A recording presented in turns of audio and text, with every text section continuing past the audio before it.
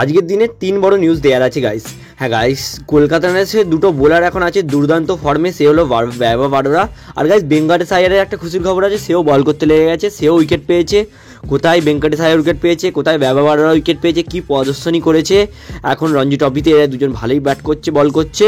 আর guys Nitish রানাকে নিয়ে একটা খুব খারাপ খবর দেওয়ার আছে, সেই খারাপ খবরটা জানতে হলেও শেষ পর্যন্ত ভিডিওটা দেখবে, মাত্র 2 মিনিটের ভিডিও, তোমাদের দেখতে আগ্রহ করবো। তো সব যে কেকেআরের প্লেয়ারগুলো কী করছে না করছে সব জেনে যাবে।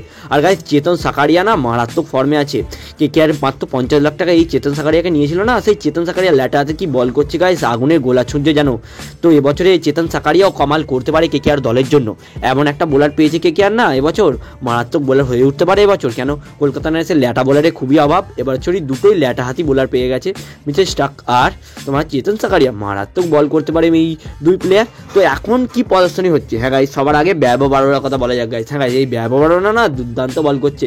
এখানে এখন বলতে পারো শায়েক মুস্তাক আলী ট্রফিতে এখন T20 ভার্সানে নয়, ODI ভার্সানে খেলা হচ্ছে।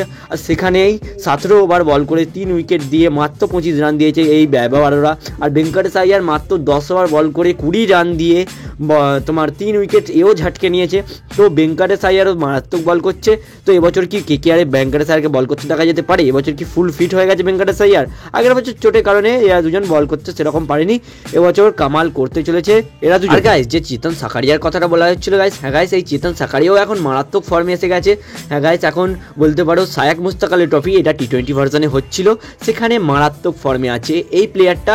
বলতে পারো ল্যাটা হাতে সুইং বোলিংয়ের কারণে না ব্যাটসম্যানরা দাঁড়াতে পারছে না এই চেতন সাকারিয়ার কাছে। আর এই ইডেন গার্ডেন্সের সুইং মাঠেও তো কামাল করে দিতে পারে চেতন সাকারিয়াও। আর নীতিশ রানার যে খারাপ খবরটা, হ্যাঁ গাইস নীতিশ রানা মাত্র 60 রানে অলিকেট হয়ে গেছে। তার ইউপি টিম নিয়ে ক্যাপ্টেন সেই নীতিশ রানা, সেই টিমটা গাইস মাত্র 60 রানে অলিকেট হয়ে গেছে। সেটাকে অলিকেট করেছে আমাদের বেঙ্গলেরই টিম, বাংলার টিম অলিকেট করেছে। আর এই জন্যটুকুই